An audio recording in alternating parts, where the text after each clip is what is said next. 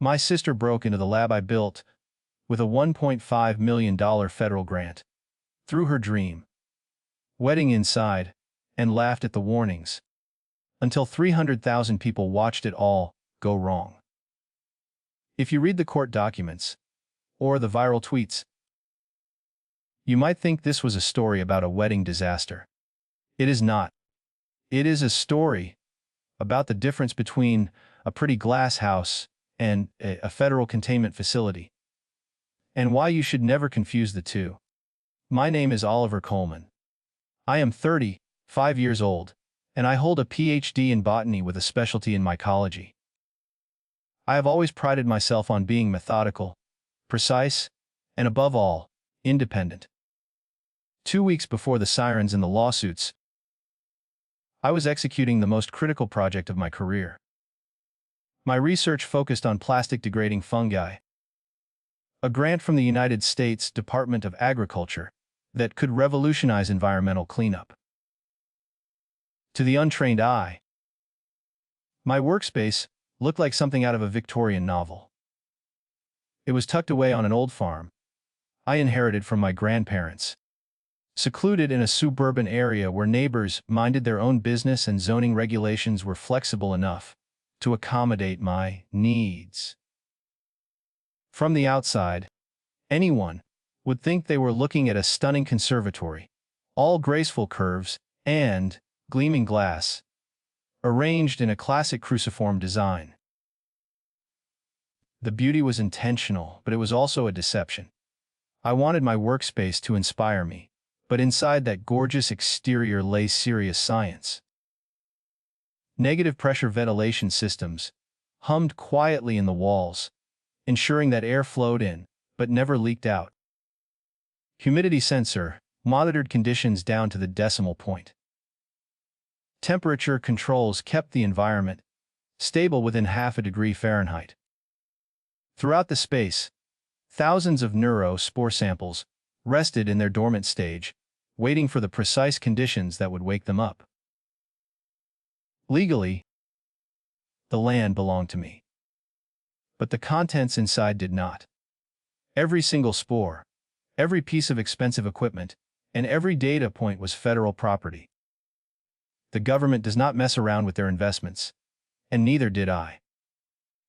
My family, however, never understood what I did. My parents, Robert and Linda Coleman, were retired civil servants who spent their careers pushing papers and counting the days until their pension kicked in. My sister Tiffany was 29 and fancied herself a social media influencer, though her follower count usually suggested otherwise. To them, my work was just growing ornamental plants or playing in the dirt. They never bothered to learn the difference between a greenhouse and a biosafety Level 2 research facility. The trouble started at Sunday dinner, exactly 14 days before the catastrophe. My mother cornered me while I was cutting into her signature pot roast. She used that sweet voice that always preceded a demand for something unreasonable. "Oliver, honey," she said, leaning over the table. "Tiffany and I have been talking about her wedding venue." I kept eating, hoping this conversation would stay theoretical. I knew Tiffany had been spiraling about venue costs for months. She wanted a royal wedding on a peasant budget. "That conservatory of yours," my mother continued. "It looks so natural, so upper-class trendy. All that glass and those beautiful iron frames. It would be perfect for a wedding. Very Instagram-worthy." My fork froze halfway to my mouth. The bite of pot roast suddenly lost all appeal. "Mom, absolutely not," I said. "But sweetie, listen." "No." I set down my utensils and looked directly at her. "What I have out there is not a party venue. It is a federal research facility with active biological materials. There are biohazards. There are contamination protocols. There are federal laws." My father leaned forward with that patronizing expression he had perfected during his decades in municipal administration. It was the look of a man who believed every rule had a waiver if you knew who to call. "Now, Oliver, don't you think you are being a little dramatic?" he asked. "It is just plants." "It is not just plants, Dad," I said, feeling my blood pressure rise. "These are genetically modified organisms that could pose serious health risks if mishandled. The space is under federal jurisdiction. I could lose my career. I could lose my funding. I could lose everything." Tiffany, who had been scrolling through her phone during this entire conversation, finally looked up. She brushed a strand of blonde hair out of her eyes and sighed. "Come on, Oliver," she said. "It is my wedding. Family should come first." "Family does not ask family to commit federal crimes," I shot back. The table fell silent after that. The air in the dining room felt heavy, charged with the static of unspoken resentment. I explained the biological hazards in terms even they could understand. I talked about the negative pressure systems, the contamination risks, and the oversight committees that audited my logs. I watched their faces carefully, looking for any sign that they grasped the seriousness of what they were asking. When they nodded and changed the subject to the weather, I assumed they understood. I thought they respected my profession enough to accept my refusal. I was catastrophically wrong. My fatal weakness has always been my need for their validation.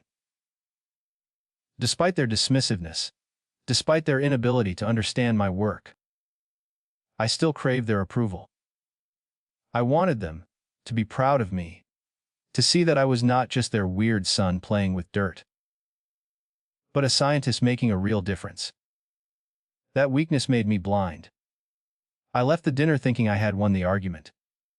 I drove back to my house, walked past the yellow warning signs that were bolted to the steel frame of the conservatory, and unlocked the heavy security door. Inside, the hum of the ventilation system was a comfort. It was the sound of order, the sound of control. The sensors read nominal. The carbon dioxide levels were low. The spores were sleeping. I stood in the center of the cruciform structure, looking up at the moonlight filtering through the reinforced glass. This was my sanctuary. It was the one place in the world where the variables were controlled, where effort equaled result, and where emotions could not contaminate the data. I believed the locks were enough. I believed the warning signs were enough. I believed that my family, for all their flaws, would never cross the line of endangering public safety just to save a few $1,000s on a venue fee. Standing there in the quiet dark, I had no idea that they were already planning the invasion. I had no idea that in 2 weeks, this sanctuary would be filled with 150 people, screaming as the air turned against them. I just checked the humidity one last time, locked the door behind me, and went to sleep, secure in the lie that I was safe. For the next 7 days, the silence from my family was absolute. I interpreted this as a victory. In my experience, silence meant that my boundaries had been accepted, however grudgingly. I returned to my routine with a renewed sense of focus. Slept. The United States Department of Agriculture required a comprehensive progress report by the end of the month. Slept.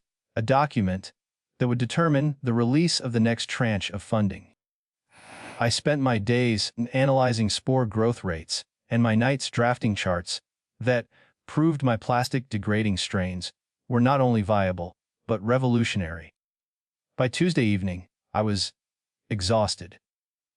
The kind of exhaustion that settles deep in the bones, where caffeine stops working and sleep brings no relief. I was sitting at my main terminal, staring at a spreadsheet of carbon dioxide saturation levels, when the intercom buzzed. It was the front gate. I pulled up the security feed. My parents' sedan was idling at the entrance. I felt a spike of adrenaline, the fight-or-flight response that only family can trigger. I debated ignoring them, but curiosity, and perhaps a touch of guilt, won out. I buzzed them in. They did not come to the house. Instead, they walked straight to the lab door. I met them in the decontamination vestibule, blocking their entry into the main workspace. I expected an argument. I expected my father to demand a tour, or my mother to make another passive-aggressive comment about the venue. Instead, they were smiling. Surprise, my mother announced. She was waving a thick cream-colored envelope like a magic wand. "We got you something special." I crossed my arms, leaning against the sterile white wall. "What is this?" I asked. Inside was a glossy brochure for something called the Mountain Vista Eco Lodge Retreat. It was a high-end resort tucked away in the mountains about 3 hours north. The pictures showed people meditating on wooden decks, drinking green juice, and staring thoughtfully at pine trees. "We want you to truly rest," my father said. His voice was warm, thick with what seemed like genuine concern. He placed a hand on my shoulder, a rare gesture of physical affection. "We know how hard you have been working on your grant, Oliver. We know we pushed you too hard about the wedding venue, and we are sorry." My mother nodded enthusiastically. "I found this place while I was looking for honeymoon spots for Tiffany. The reviews are incredible. Digital detox, nature walks, organic meals. You work so hard, honey. You deserve this." I took the envelope. It was a gift certificate for a fully paid 3-day, 2-night package. "Check-in was this coming Friday. We need you in your best state to be a groomsman." My mother added softly, "We want you looking radiant and relaxed in the photos." That was the hook. It was not just a vacation. It was an invitation back into the fold. They were acknowledging my role in the wedding. They were investing in my well-being. For a man who had spent his entire life feeling like the family outlier, the gesture was intoxicating. I looked at the brochure again. The timing was actually perfect. My project was currently in its incubation phase. For the next week, the fungal samples needed to be left completely alone in the dark. The work was 90% automated. The environmental control system monitored itself, sending real-time updates to an app on my phone. Everything had battery backups and a diesel generator for emergencies. Legally and logistically, I did not need to be in the building. I looked at my parents. They looked hopeful. They looked like parents who were trying to make amends. "You really think I should go?" I asked. "Absolutely," my mother said. "Consider it our gift. A peace offering." The more I thought about it, the more sense it made. 3 days away would clear my head.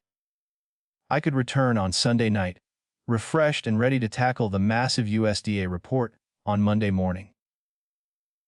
The automated systems were redundant and secure. My assistant Amy would be there until 5 p.m. on Friday to lock up. "Okay," I said. "Thank you. This is very thoughtful. We just want you to be happy, Oliver," my father said. I left at noon on Friday. My car was loaded with hiking boots, a few changes of clothes, and a novel I had been meaning to read for 6 months.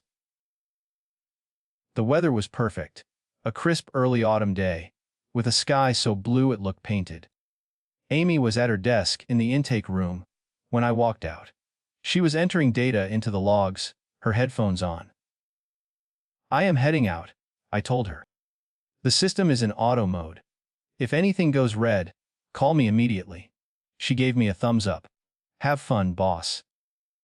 Do not think about fungi for 72 hours. I laughed. "I will try." As I drove toward the mountains, windows down and music playing, I felt a physical weight lifting off my chest. The tension of the argument, the pressure of the grant, the anxiety about the wedding. It all receded in the rearview mirror. I felt something I had not experienced in months. Genuine relaxation. I allowed myself to believe that the conflict was over. I allowed myself to believe that my parents respected my boundaries and cared about my mental health. For the next 3 days, I would have no responsibilities except to myself. I had absolutely no idea that for the next 3 days, my conservatory would be turned into hell. I drove north, smiling at the winding road, completely unaware that back at the farm, my parents were watching my dust settle, phones in hand, waiting for the all-clear to begin the invasion.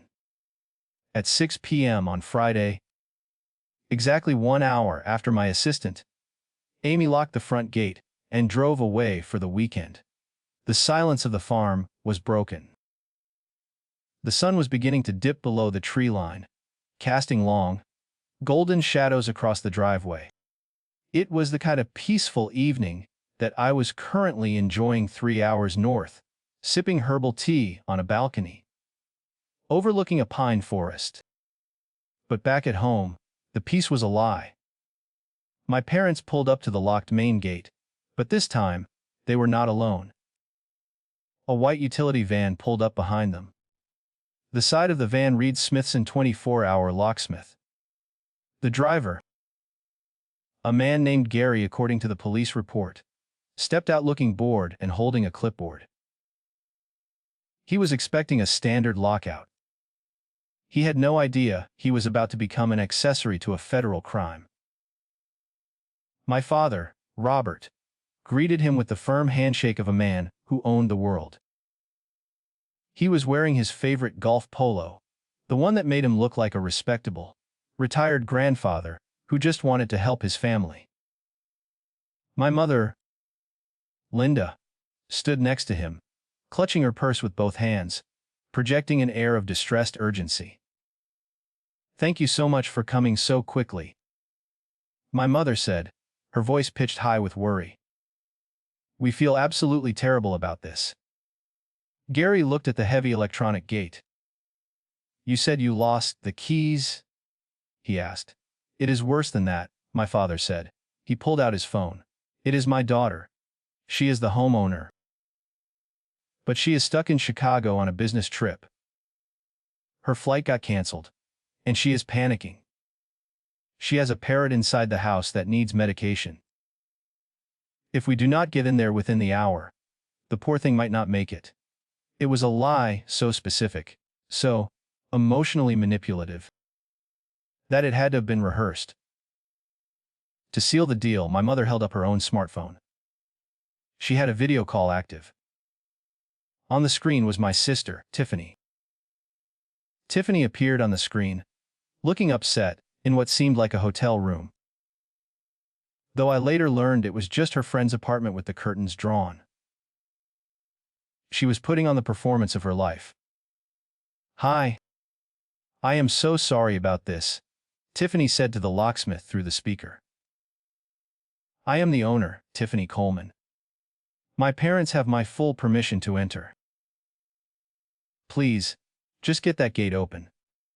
I can text you a picture of my driver's license if you need it. I just really need someone to save my bird." The locksmith looked at the parents. He looked at the frantic woman on the phone. He looked at the respectable car and the quiet suburban setting. He saw exactly what they wanted him to see. A nice family in a crisis. "Do not worry about the license," Gary said, reaching for his tool belt. "I can get this open in 5 minutes. And to make this right," my father added, reaching for his wallet, "we would like to pay you double. Once to open it, and once to install a new cylinder, so the old keys do not work. We want to make sure the property is secure for her when she gets back." It was a brilliant touch. By asking for a new lock, they ensured that even if Amy or I came back early, our keys would not work. They were not just breaking in. They were seizing control. 20 minutes later, the heavy iron gate swung open. The van drove away. "Reach her by $300 cash," My parents drove their sedan up the gravel driveway and parked right in front of the conservatory. They stepped out and walked toward the glass structure. The setting sun hit the cruciform design, making the glass glow like a cathedral. It was beautiful. But as they approached the double doors of the main entrance, they encountered the one thing that should have stopped them cold. Bolted to the steel frame at eye level were 4 bright yellow signs. They were 18 inches wide, made of industrial aluminum, and impossible to miss. The black text was bold and uncompromising. Warning. Federal Research Site. Biohazard Level 2. Authorized personnel only. Protective equipment required. Violators subject to prosecution. These were not suggestions. They were legal mandates required by the terms of my grant. Any reasonable person seeing those words would stop. They would ask questions. They would feel a flicker of fear. My mother stopped. But she did not look afraid. She looked annoyed. She put her hands on her hips and frowned at the bright yellow metal. "Robert, look at this nonsense," she said. Her voice dripped with disdain. "That boy always has to be so dramatic. It ruins the entire aesthetic." My father nodded, staring at the signs. "It looks like a construction site. We cannot have these in the wedding photos. Tiffany would have a fit." "Take them down," Linda ordered. My father walked back to the car and opened the trunk. He returned with a cordless power drill. With the casual efficiency of a man doing a Sunday afternoon chore, he walked up to the federal warning signs. The whine of the drill cut through the evening air as he unscrewed the bolts one by one. He did not read the warnings. He did not pause to consider why a botanist would need biohazard protocols. He just saw something ugly that clashed with his vision of a perfect party. He removed all 4 signs, stacked them together, and carried them behind the tool shed where they would not be seen by the guests. With the warnings gone, the building transformed. It was no longer a lab. In their eyes, it was just a pretty glass house waiting to be decorated. My mother dusted off her hands, looking satisfied. "There," she said. "Much better. Now, let us kill those cameras." They located the main electrical panel on the side of the building. I had shown my father where it was years ago, during a tour I thought was about sharing my life, but was apparently just intel gathering for him. He flipped the breaker labeled security system. The red lights on the cameras mounted in the corners of the ceiling blinked out. At that moment, the conservatory went dark to the outside world. No video feed. No entry logs. The only thing still running was the internal environmental monitor, which was on a separate backup circuit. My mother pulled out her phone and dialed Tiffany. "We captured the castle," she said. The invasion was complete. They had the keys, they had the space, and they had successfully scrubbed away every warning that could have saved them. They were ready to build their dream wedding inside a loaded gun. Saturday morning arrived with the rumble of diesel engines. At 8 a.m. sharp, a convoy of 3 white box trucks rolled up the gravel driveway, breaking the morning mist. These were not scientists or inspectors. They were the ground troops of the event planning industry, a squad of professionals hired to transform empty spaces into fairy tales. They parked in a semicircle around the conservatory. When the lead coordinator, a woman named Jessica who wore a headset like a piece of jewelry, stepped out, she stopped and stared. To her, the building was a masterpiece of potential. The morning light caught the glass panels, turning the structure into a glittering jewel box. She saw the Victorian lines, the soaring ceiling, and the abundance of natural light. She did not see the negative pressure seals or the HEPA filtration units. She just saw the most unique venue in the county. "This is incredible," she told my mother, who was waiting by the entrance with a clipboard of her own. "Your daughter has exquisite taste." My mother beamed, soaking up the praise as if she had designed the blueprints herself. "We knew it would be perfect for Tiffany. We just need to soften the industrial look a bit." The crew got to work with military precision. They unloaded rolling carts stacked high with chairs, linens, and lighting equipment. They marched into the decontamination vestibule, propped the airlock doors open with rubber wedges, and began the occupation. Inside, the transformation was systematic and devastating. The stainless steel workbenches, where I conducted microscopic analysis of spore propagation, were not moved. They were too heavy. Instead, they were repurposed.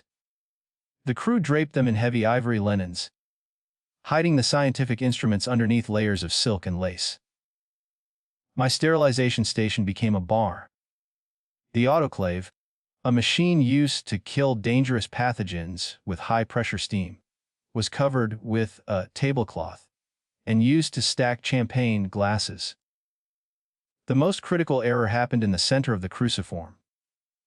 The design of the lab relied on a central airflow intake, located in the floor, right where the two wings of the building intersected. This vent was the lungs of the facility, pulling air down and through the filtration system to keep carbon dioxide levels stable. To the event planner, this grate was an ugly industrial blemish in the middle of her dance floor. "We need to cover this," Jessica ordered, pointing at the intake vent. "It is right where the first dance is supposed to happen." Two crew members dragged a heavy portable stage over the grate. They locked the wheels and skirted the edges with thick black fabric. In 10 seconds, they had effectively strangled the building's respiratory system. The hum of the fans changed pitch slightly, a mechanical gasp that went unnoticed by everyone in the room. In the north wing, where I kept the live fungal cultures on tall metal racks, the desecration was more personal. Tiffany had requested a secret garden theme. The florist looked at my research specimens, tall, climbing structures covered in dormant mycelium, and saw free trellises. They used wire ties to attach fake white wisteria and plastic roses to the racks. Every time they cinched a tie, they jostled the samples. Every time they adjusted a vine, they shook the dormant colonies. The fungi, sleeping inside their nutrient blocks, felt the vibrations. They felt the sudden shifts in light as stage lamps were clamped onto the support beams. They sensed the change. They did not wake up yet, but they began to stir. While my life's work was being turned into a prop for a wedding photo, I was 3 hours away, sitting on a wooden bench overlooking a valley of pine trees. The air at the Mountain Vista Eco Lodge was thin and crisp.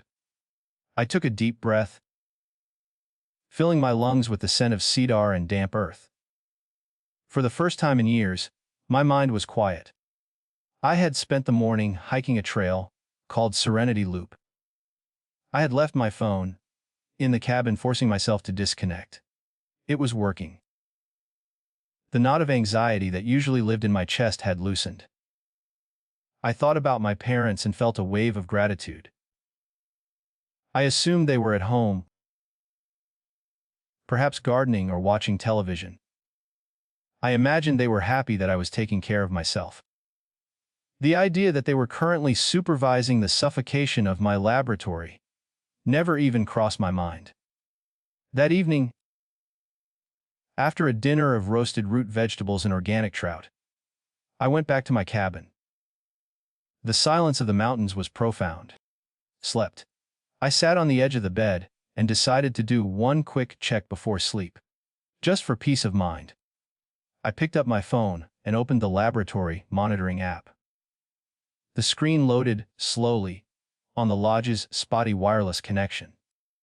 A spinning wheel icon taunted me for 30 seconds, before the dashboard finally appeared.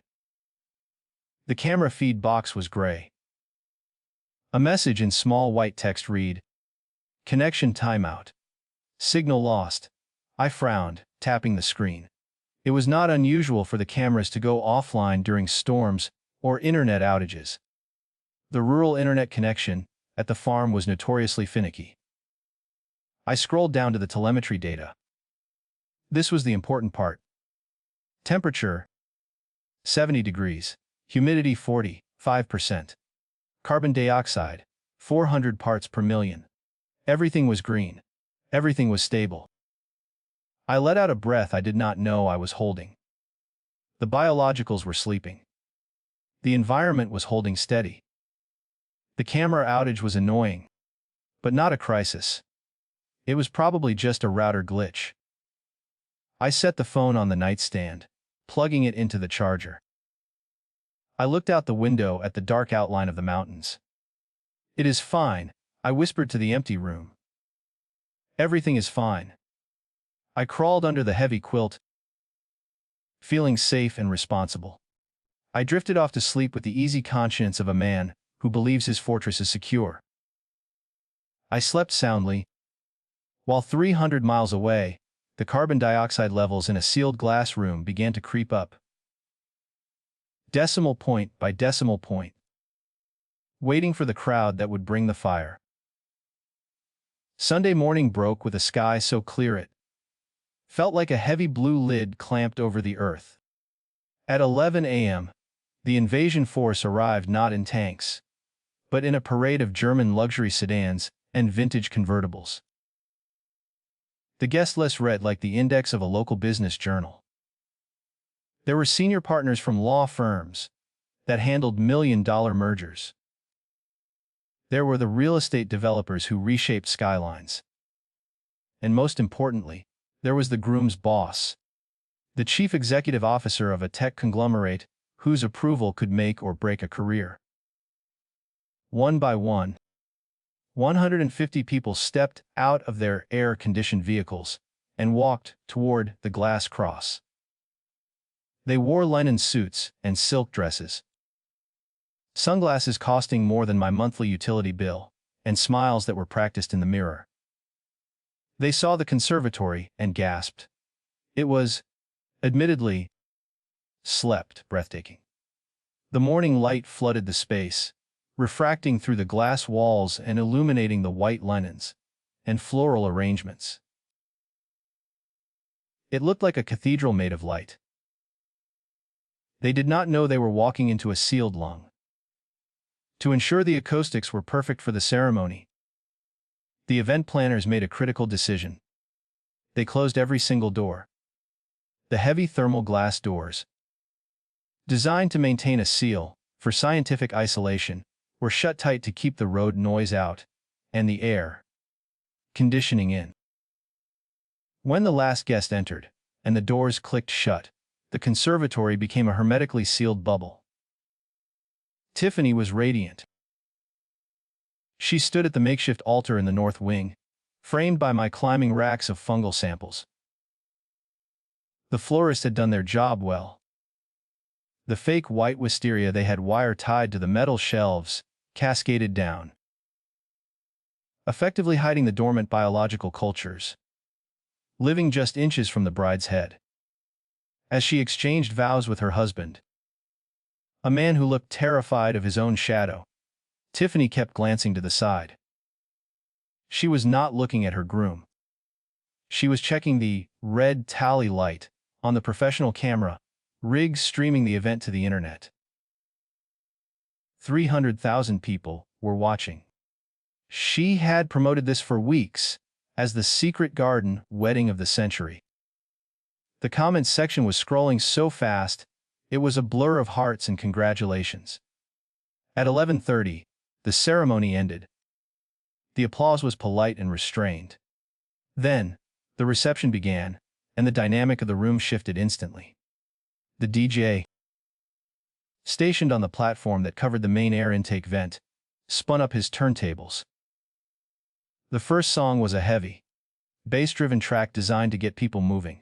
The speakers, massive towers of black plastic, began to push air. Thump. Thump.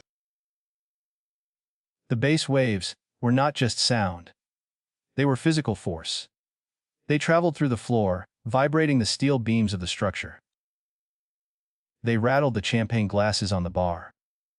And, crucially, they vibrated the metal racks where my research lived.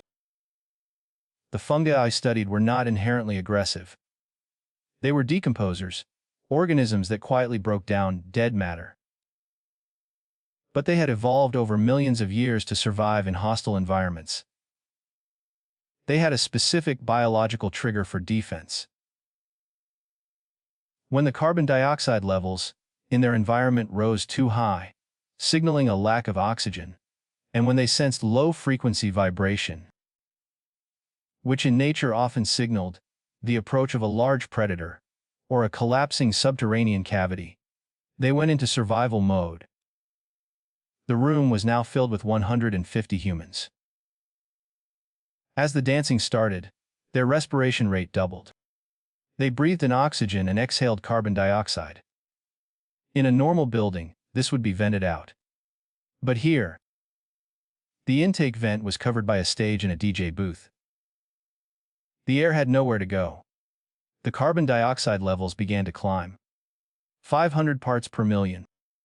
800, 1,000, 1,500. The air grew heavy and stale. But the guests were too distracted by the open bar and the music to notice.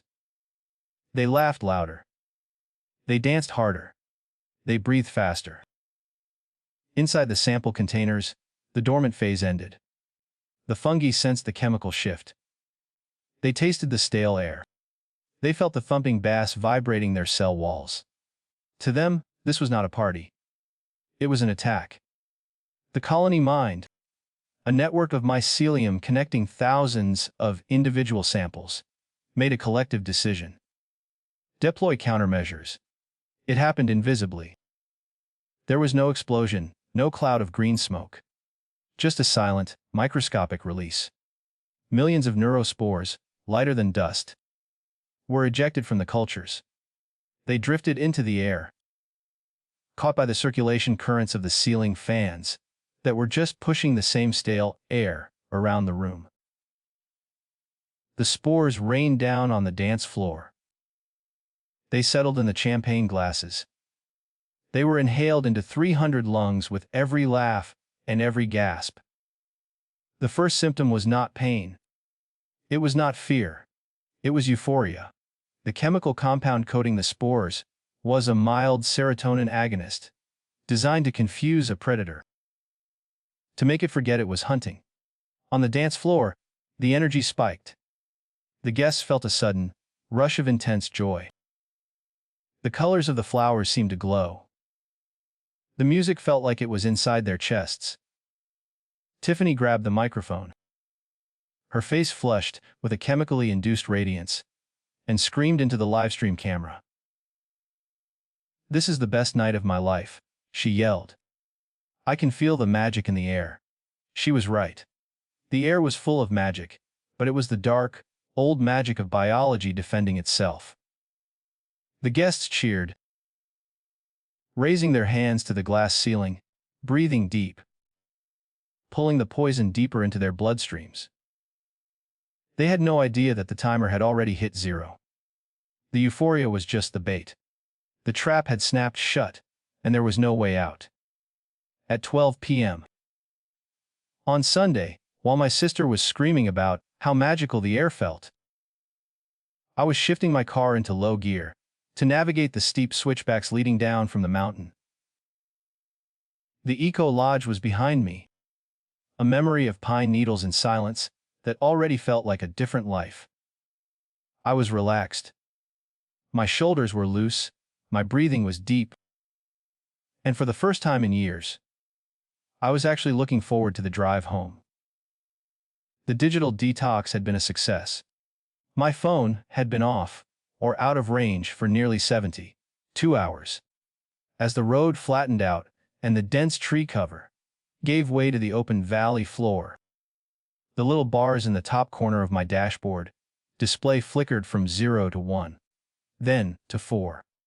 The silence in the car was shattered instantly. My phone, sitting in the cup holder, did not just ring. It convulsed. It lit up with a seizure of notifications that arrived all at once, a backlog of digital panic fighting to escape the device. The vibration was constant, a relentless buzzing against the hard plastic of the console that sounded like an angry hornet. Ping, ping, ping, ping.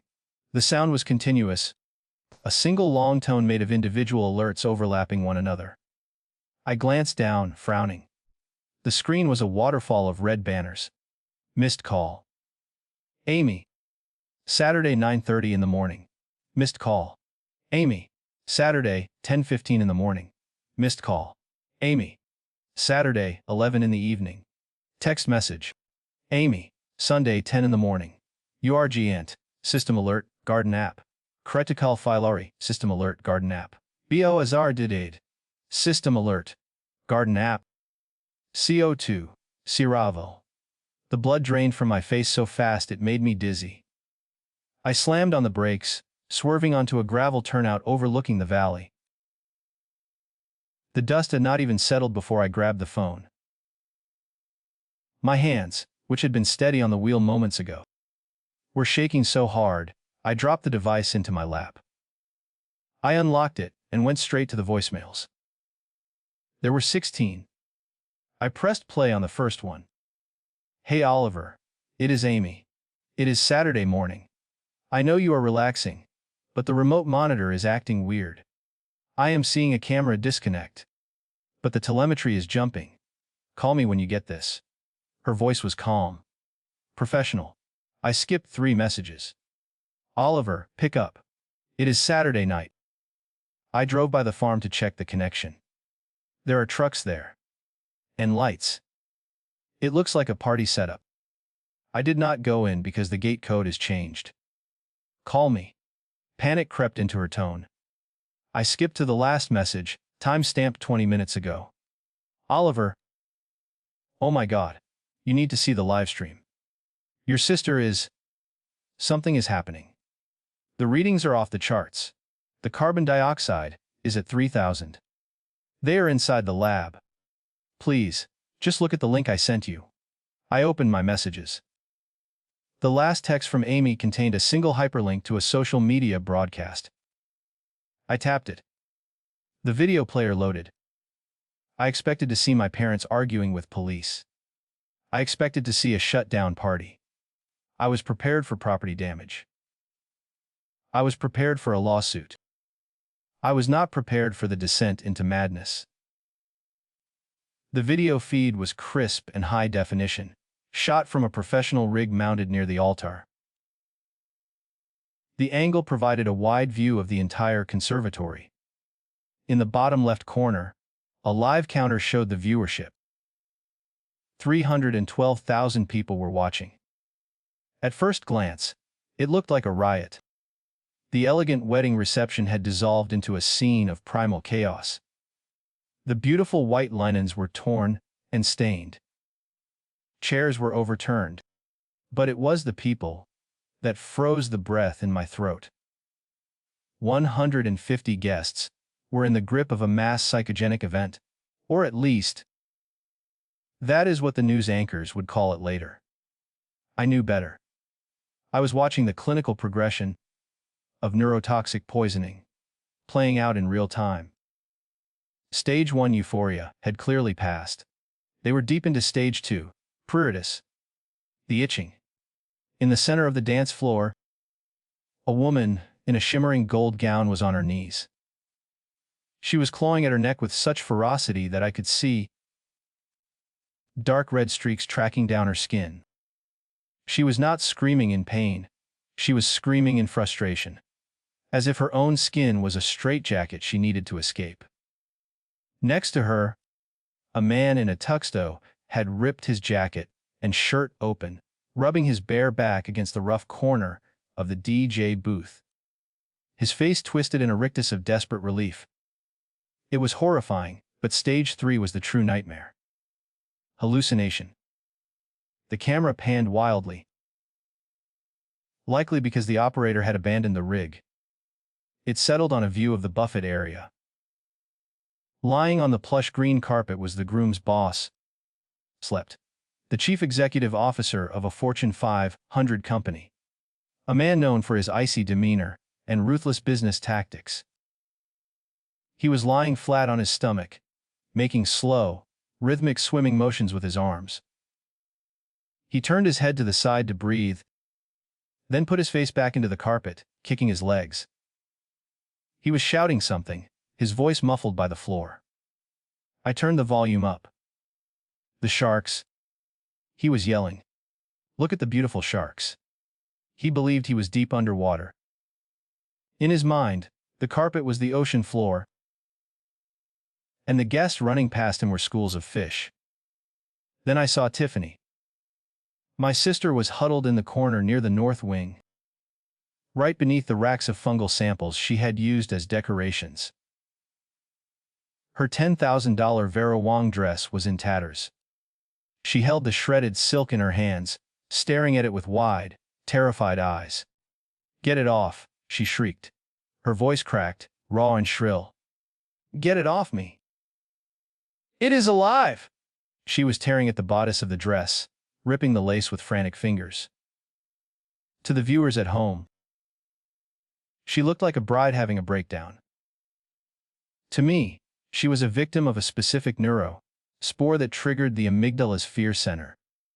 She was hallucinating that her dress was a constricting reptile, a python wrapping around her ribs, squeezing the life out of her. "Snakes!"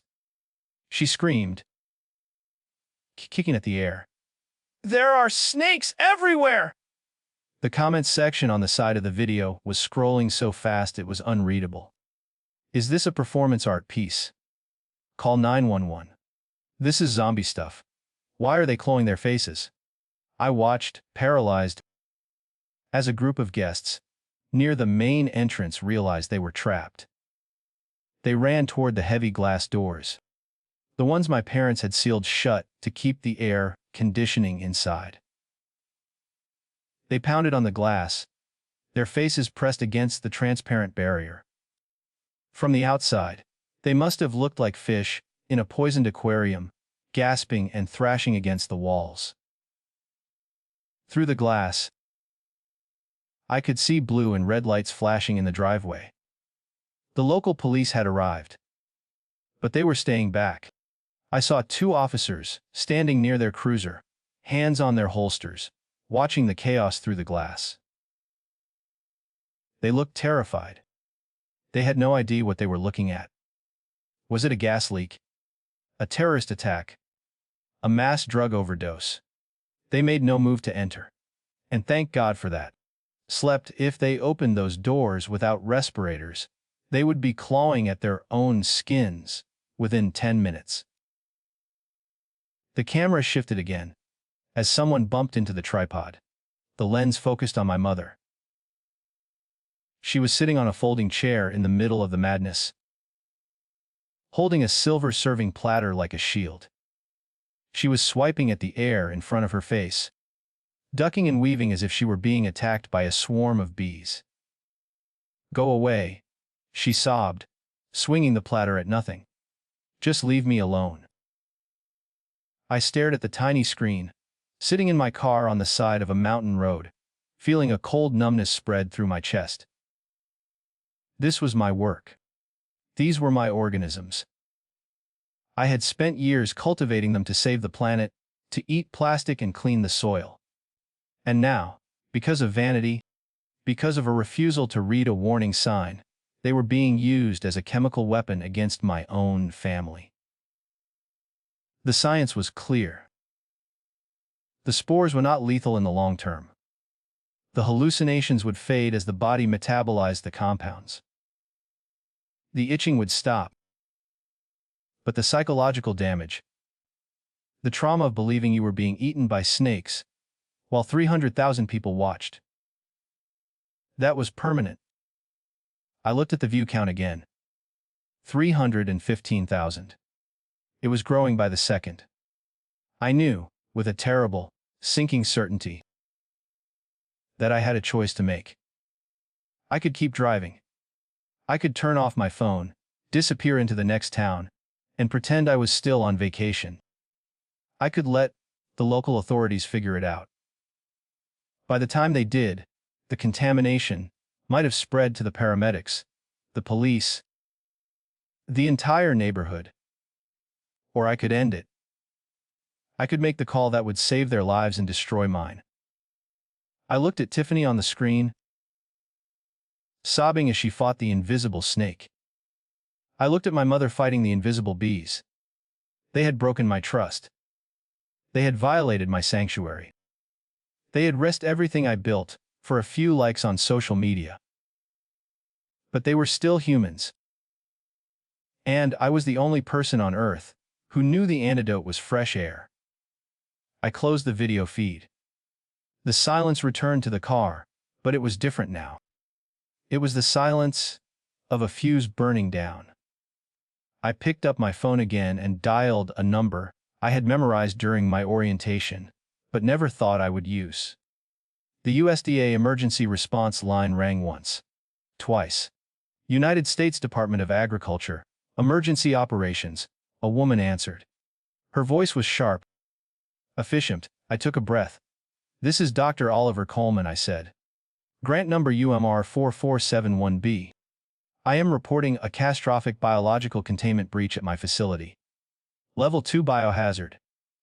I need the CDC. And I need them now. Please hold for the Centers for Disease Control and Prevention, the operator said. Her voice was calm, a stark contrast to the chaos unraveling on my phone screen. I sat in my car on the side of the mountain road, listening to the generic hold music. It was a synthesized piano loop, tinny and repetitive. I looked out at the valley below. The world looked peaceful from up here. The trees were swaying in the wind. The sky was a perfect, cloudless blue. It was a beautiful day to ruin my life. Dr. Coleman, a new voice cut in. It was sharp, authoritative, and female. This is Agent Mercer with the Biosafety Response Team. We have received a transfer regarding a breach at a USDA grant facility. Please identify yourself and the nature of the pathogen. I took a deep breath. My hands were still shaking, but my voice came out steady. It was the voice I used for dissertation defenses and grant reviews. It was the voice of the scientist, taking over for the brother. This is Dr. Oliver Coleman. The facility is located at 1240 2 Miller Road. It is a biosafety Level 2 containment site. The breach involves a high concentration release of genetically modified neurospores. Strain ID is PM772, a neuromycotic agent. Are these lethal, Dr. Coleman? Agent Mercer asked. No, I said. Not directly. They are a defense mechanism. They cause temporary psychosis, severe itching, and visual hallucinations. But the concentration is the problem. My sensors were reading carbon dioxide levels over 3,000 parts per million. In an enclosed environment with that kind of spore density, the symptoms will be extreme. I paused, then added the part that hurt the most. There are approximately 150 civilians trapped inside. The local police are on scene, but they are unequipped. If they breach the doors without respirators, they will become casualties. You need to lock down the perimeter. Nobody comes out without decontamination. There was a moment of silence on the line. I could hear the clacking of a keyboard. We are mobilizing a HZMAT unit from the regional field office, Mercer said.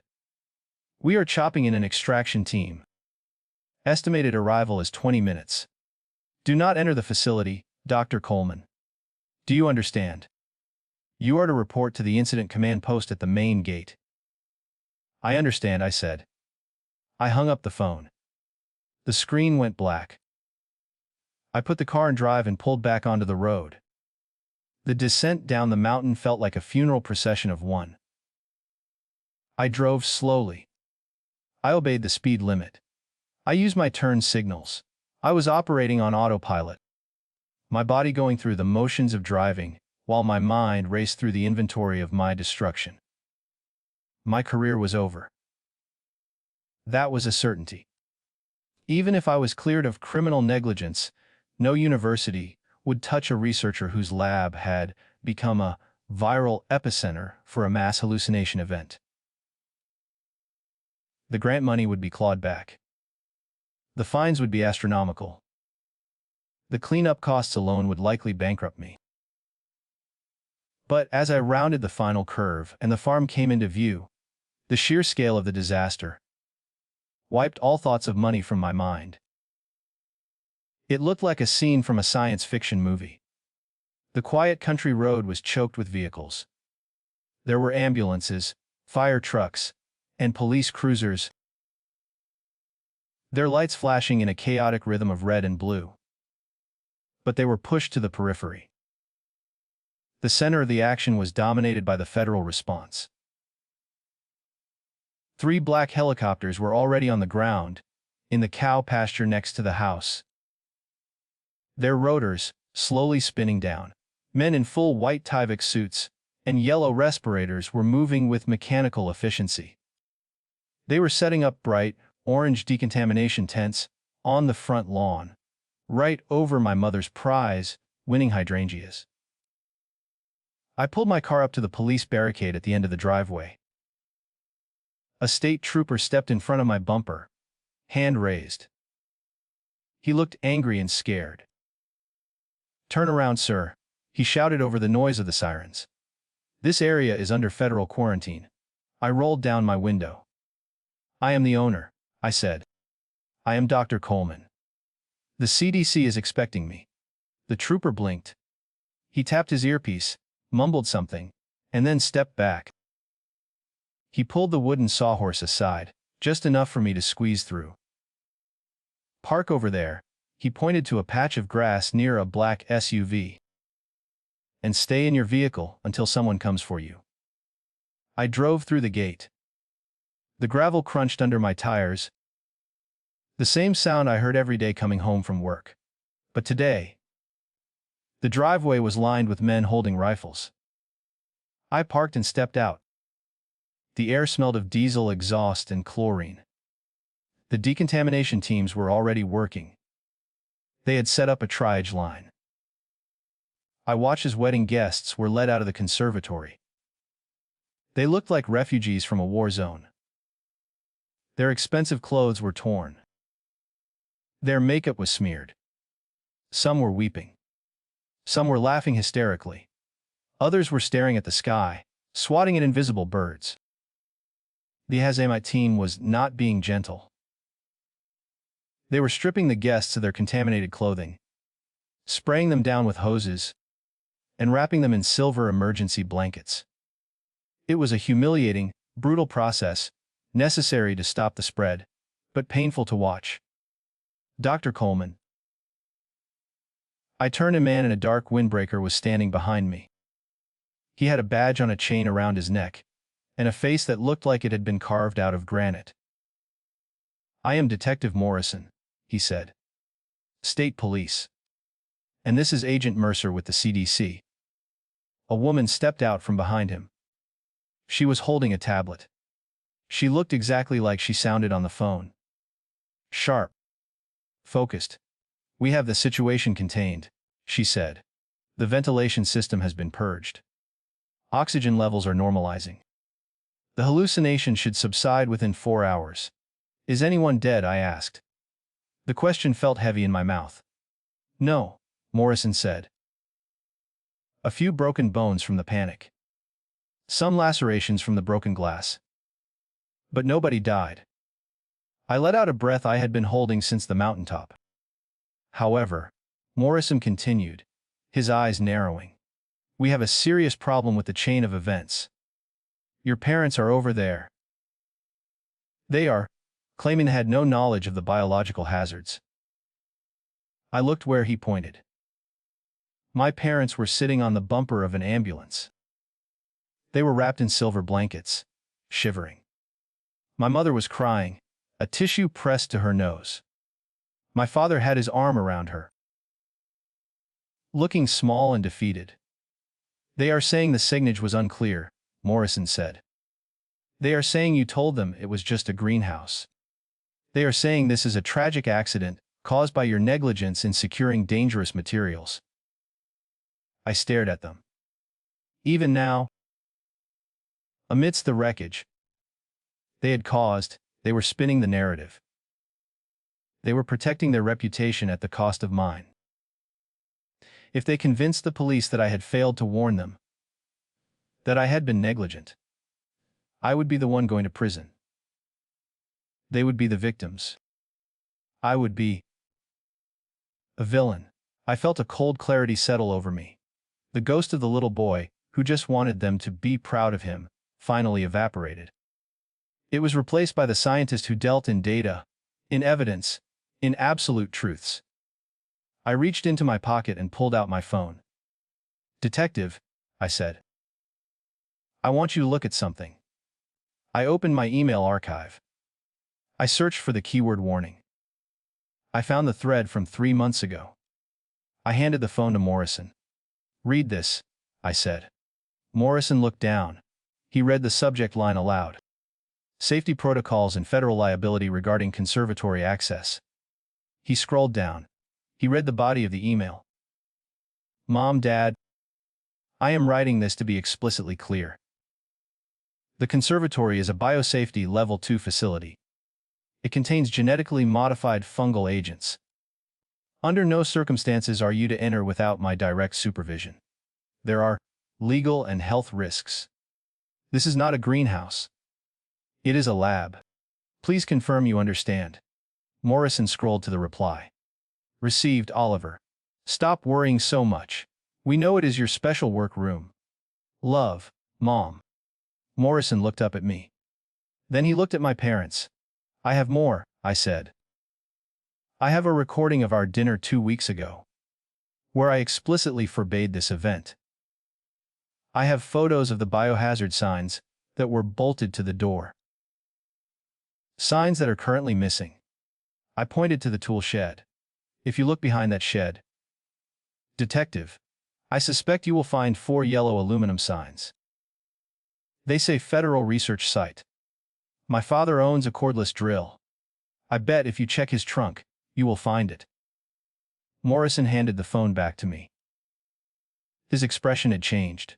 The suspicion was gone, replaced by a grim professional respect. Agent Mercer stepped forward. "If they removed federal warning signage, that is a felony under the Plant Protection Act. If they broke into a secured facility, that is domestic terrorism charges, depending on how the prosecutor feels." I looked at my parents again. My mother looked up and saw me. Her eyes widened. She waved a hand, a weak, pleading gesture. She mouthed the word, "Oliver." She wanted me to come over. She wanted me to corroborate their story. She wanted me to be the good son, the one who fixed things, the one who took the blame to keep the family image pristine. I looked at her. I looked at the chaos around her. The ruined wedding. The traumatized guests. The destroyed research. I turned my back on them. "Do what you have to do, Detective," I said. "I will be in my car." I walked away. I heard my mother scream my name, a shrill, desperate sound that cut through the sirens. "Oliver! You can't let them do this! Oliver!" I did not stop. I did not look back. I got into my car, rolled up the windows, and sat in the silence. I watched as Detective Morrison walked over to my parents. I watched as he spoke to them. I watched as my father stood up, shouting, pointing a finger at me. And I watched as Morrison took out a pair of handcuffs. He turned my father around and cuffed his hands behind his back. Then he did the same to my mother. The silver blankets slipped off their shoulders, revealing their ruined wedding clothes. They were led toward the back of a police cruiser. Not as victims, but as suspects. I felt a strange sensation in my chest. It was not happiness. It was not triumph. It was the feeling of a heavy weight being cut loose, falling away into the deep ocean. I had lost my lab. I had lost my funding. But as I watched the police car door slam shut on my parents, I realized I had finally found my spine. 3 weeks later, the noise of the sirens had been replaced by the quiet, dry rustle of legal paperwork. I sat in a budget hotel room 40 miles from the farm, staring at the stack of documents that Amy had forwarded to me. The text was dense, filled with legal jargon, but the numbers were clear enough. The final tally of the wedding disaster had been calculated with brutal accounting precision. The United States Department of Agriculture demanded full restitution of the grant money, totaling $1.5 million. Slept. The environmental cleanup costs billed by the hazardous materials team that had scrubbed the conservatory down to the studs came to $250,000. The federal fine for the willful removal of biosafety signage was another $500,000. But the real blow came from the guests. 146 people had joined a class action lawsuit filed by a firm that smelled blood in the water. They sued for medical expenses, property damage, and severe emotional distress. The ruined designer suits and dresses were just the tip of the iceberg. The reputational damage to high-profile guests, the therapy bills for people who now had panic attacks whenever they saw a garden hose, it all added up. The estimated liability was just over $12 million. My parents' homeowner insurance policy denied the claim in less than 24 hours. The rejection letter was a masterpiece of corporate brevity. It stated simply that the policy did not cover damages resulting from intentional criminal acts or the violation of federal biological safety regulations. My father called me once after he received the news. I let it go to voicemail. I listened to it later, sitting in the dark. He sounded old. He sounded broken. He asked for money. He asked if I could talk to the government, if I could pull some strings. He still did not understand.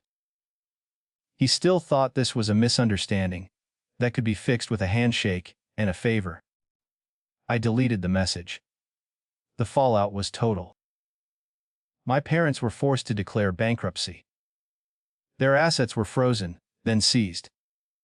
The 4-bedroom colonial house where I had grown up, the house my mother had decorated with such obsessive pride, was foreclosed upon by the bank. They lost their cars. They lost their pensions. They lost their standing in the community. They were currently living in a rented 2-bedroom apartment on the other side of town, surviving on Social Security and the charity of the few friends who had not abandoned them. Tiffany fared no better. Her husband, the man whose approval she had craved so desperately, filed for an annulment 6 days after the wedding. His law firm had fired him before the honeymoon was supposed to start, citing the negative publicity. Her marriage lasted less than a week. Her career as an influencer was incinerated. She was now the face of the most viral wedding disaster in internet history. She had gone dark on social media, hiding from a world that was now laughing at her instead of envying her. As for me, I had paid my own price. The federal investigation cleared me of criminal wrongdoing. The evidence I provided, the emails and the recordings, proved that I had taken every reasonable precaution. But in the world of high-stakes research, reputation is everything. I was the scientist whose lab had been compromised. I was the man whose family had turned a federal grant into a biological weapon. I was, in the eyes of the major research universities, radioactive. My dream of saving the world with plastic-degrading fungi was over. The samples were destroyed. The data was confiscated. The grant was terminated. But I had found a landing spot. A small state college 3 states away had offered me a teaching position. It was not glamorous. I would be teaching introduction to botany to bored freshmen who thought fungi were just the fuzzy things that grew on old pizza. The pay was a fraction of what I was used to. There was no research budget. And yet, as I packed the last of my boxes into the moving truck, I felt lighter than I had in 20 years. I decided to make one last stop before I left town. I drove past the old house. A bank officer was standing on the front porch. He was smoothing a bright orange sticker onto the front door. It was a foreclosure notice. I parked at the curb, leaving the engine running. I watched as the officer locked the deadbolt and walked back to his car. The house looked the same as it always had. The lawn was manicured. The shutters were painted a cheerful yellow. It looked perfect. But I knew it was hollow inside. Just like the family that had lived there. My mother's roses were blooming along the walkway. They were beautiful. They did not care about bankruptcy or lawsuits. They just grew, indifferent to the human drama that had destroyed the people who planted them. I thought I would feel sad. I thought I would feel a sense of loss for the childhood home I would never enter again. Instead, I felt a cold, clean sense of relief. The cord had been cut. The desperate, clawing need for their approval, the lie that had ruled my life for 3 decades, was gone. It had burned up in the fever of the wedding. I put the car in gear. I checked my mirrors. The moving truck was behind me, carrying my books, my clothes, and my freedom. I merged onto the highway, heading west toward the setting sun. I had lost the lab. I had lost the money. I had lost the prestige. But as I watched the town disappear in my rearview mirror, I realized I had won the only thing that actually mattered. I had my life back. And this time, it belonged only to me.